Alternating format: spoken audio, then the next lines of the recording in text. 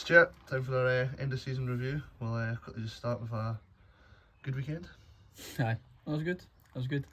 It was good to see the boys a bit more kind of upbeat than I expected after kind of Friday, and everyone knew that the goal on Friday win the league, but the season's been brilliant. So it was nice. It was nice to see them a bit more upbeat on Friday night and Saturday momentum as a team. So no, it was good. That was good. Just speaking on Friday, a 6-1 win, a good performance, but obviously, unfortunately, not quite enough. Yeah, listen, we did what we could, and to be honest, we scored at a really good time after about 3 minutes. But you can't control what's going on elsewhere. We needed pressing to go and do us a favour, and by all accounts they played well, but made it close with about 5 minutes to go. But ultimately Whitehill won and won the league, so congratulations to them. Like I think I said to a few people, ultimately over the course of the season, a league table doesn't lie, they've been the most consistent team. Unfortunate for us, kind of like everything we put in since Christmas wasn't quite enough. 14 games unbeaten in the league and been a phenomenal run, but it's been a season with unforgettable memories. It really has. It's been brilliant. And touching up on Friday, Dan Hall, man of the match. Aye, Dan was brilliant, and to be honest, he actually played a hat-trick. He was really good.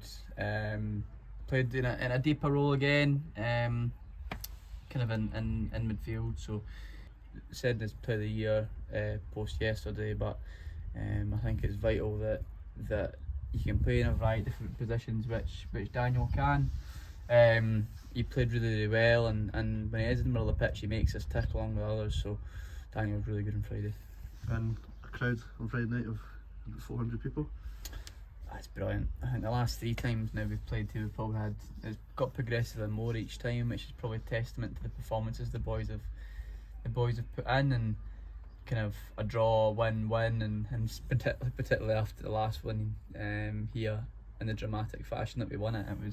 It was good to get a good crowd down, and it was a good last day. It was a good last day, albeit I know we didn't get the end result that we wanted, but it got a good last day, and it was brilliant to see so many Colts kids down and walking out as mascots. It's what our pathway is all about, and getting kids involved and hopefully inspiring the young generation to be involved and play football. Looking at the bigger picture, finishing second in only your second season at 20s, only 1 point off the top, it must be a very pleasing season. No, it is.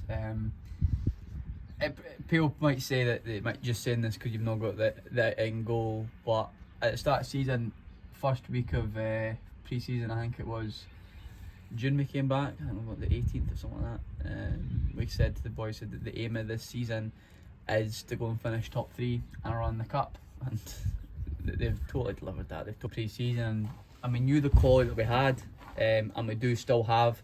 Clearly didn't anticipate going a 14-game unbeaten run in the league, but some of the results and some of the performances have been outstanding.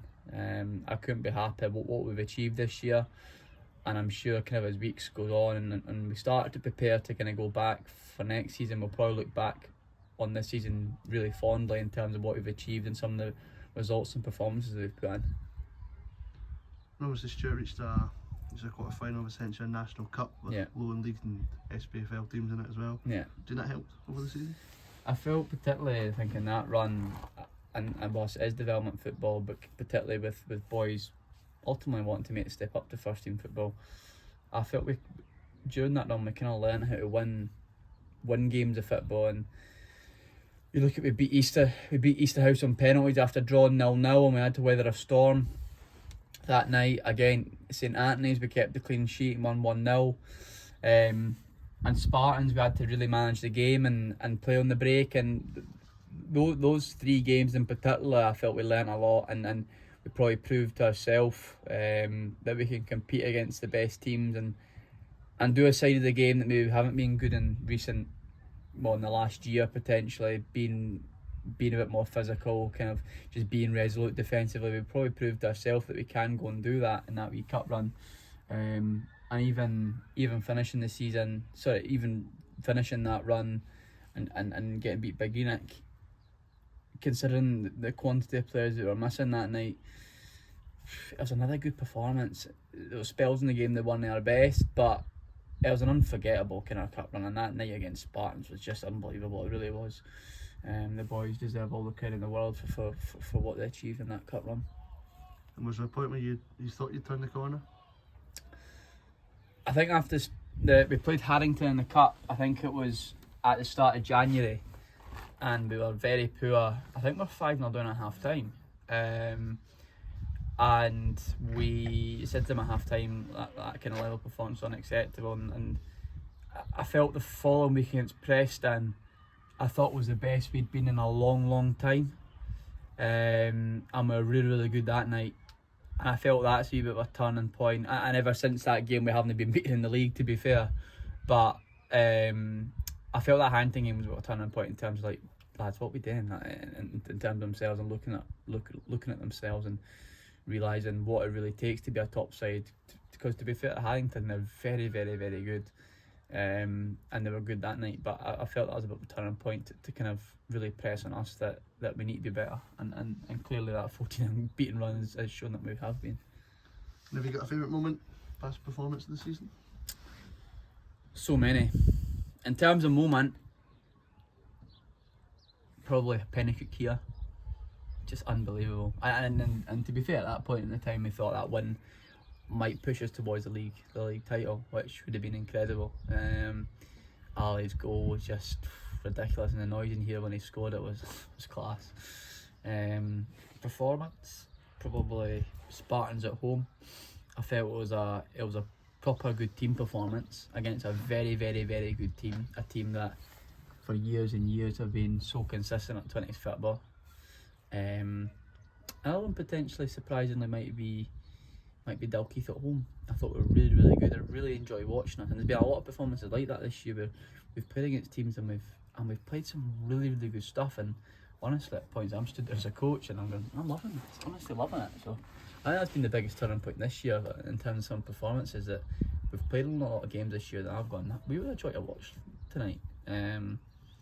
Been so many, and so many for different reasons. Defensively, attacking, we've got so many good attacking players. There's been a lot of performances this year that I've just gone, that was so good to watch tonight. And have you got a low point this season? Aye, probably Haddington.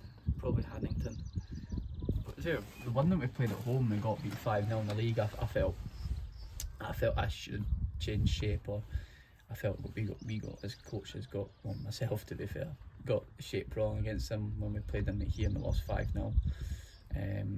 Just as a collective, I felt we were really low after when we got beat 7-2 in the League Cup. I thought we could have been better. We went out in the cup, that was a low point, but to be honest, that was changed quite quickly with the kind of the bus journey home and that, and you actually bounce off each other and realise, probably in perspective, it's been a great run. I think at the start of the season as well, it was after losing our first two, it was probably because it was in the panic. Like, football is a long season, but we probably felt really quite low after the Leith game. I remember they were told that under no uncertain terms, like particularly because we had 3 red cards I think that night, that was unacceptable, and I don't think we've been anywhere like that ever again. So been a few, but geez, it's been certainly evened out by the high points. What was your favourite food form down to this season? Good players. We're really lucky in terms of the quality that we've got here. I think we've got a plethora of kind of good attacking players. I think we have recruited well, and to be fair, the boys that have come in have been like a duck to water. It's easy to come into a club, but it's a different thing kind of performing and really thriving. The other side of it, and it will sound cheesy and a right togetherness and team and all that quite a lot, but I genuinely believe the culture that we've got at the club in terms of togetherness and how well they bounce off each other really shows. If you look, for example, on Saturday night, I think there was 21 people out, and that it does involve coaches as well, but I do genuinely believe that probably shows as well the culture that we've got, how good a team it is. And real emphasis on team there. The boys got on really well, and again, having scored, like I think it was it Musselburgh, Pennycook and Tynecastle, who won 7 points after the 90th minute from goals. So it's probably just testament to how good a team we are. And I think that has been kind of a big thing since the turn of the year. We've just seen over social media the last few days. You got all the end of the season awards. Yeah. Go through them. Yeah. So to start with goal of the season, Adam Collin and Ali Dixon won goal of the season. Probably no surprise about certainly Ali Dixon in terms of the moment. Unbelievable strike, and I mean everything I said in kind of the post. Couldn't happen to a better laddie. He's been fantastic this year and he deserves all that credit. Adam's free kick again, by the way, is an absolute joke in terms of technique. I think it's a hole in the net which actually probably made the ref kind of question if it actually gone in, but it was an unbelievable strike, and albeit didn't influence the result, that can't take away from the actual strike itself. Unbelievable. The most improved, we've got Jack Clark. Again, when I first saw Jack, I think he came in more of a kind of a player that plays off the side, but his hold-up plays an area where I've seen the most improvement, and you can significantly see where we miss him sometimes when he's not playing. So he'll be a loss, because obviously it's his last year at 20s, but also being vice captain. I said this afterwards to the boys on Friday, if you're going to use anyone as an example in terms of behaviour and how to improve as a football player, it's Jack Clark. So deserves a lot of credit. And you've got Player of the Year, which was Daniel Hall. Again, I think he's made 7 more goal contributions than what he did last season, so again he's kicked on. Standard 20s is high, and it has helped his learning. Clearly been involved in the first team as well, but I think he had 38 goal contributions this season, which is great going. It really is, really good. So worthy winner again, and it's a popular accolade if you're getting awarded that from your teammates. And finally, obviously, Player of the Year, Finlay Golden. Finn's been tremendous, honestly. Again, all 3 of the central defenders that we brought in have been nominees. Finn tipped it this year purely for the fact, I think other than the first 2 games of the season, he's been available for every single game, nearly every single training session. But his level of performance has been outstanding, particularly the recovery defending that as an asset that gives us has been phenomenal.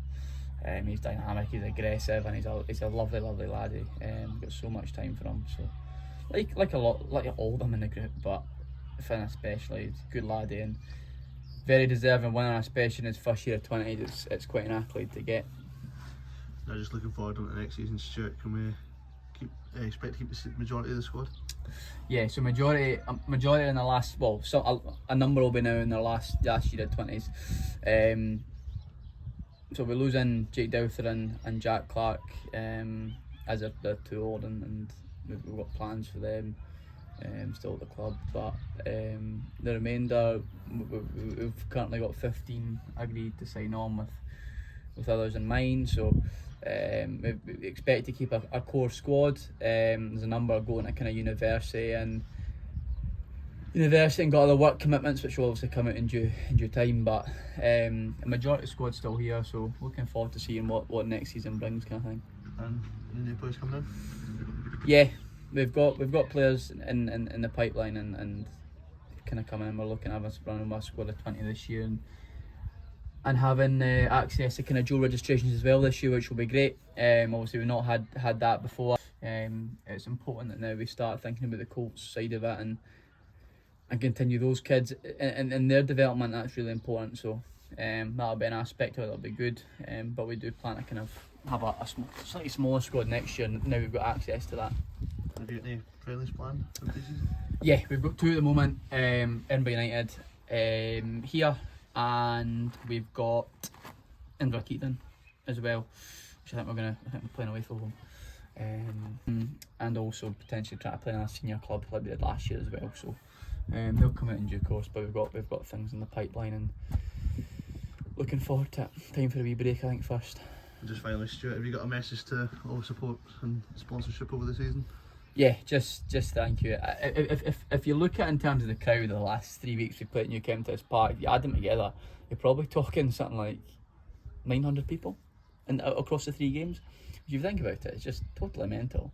Like on Friday, having about 400 people in the ground, and a lot of first teams would bite your hand off that. That's higher than some East of Scotland Prem clubs get.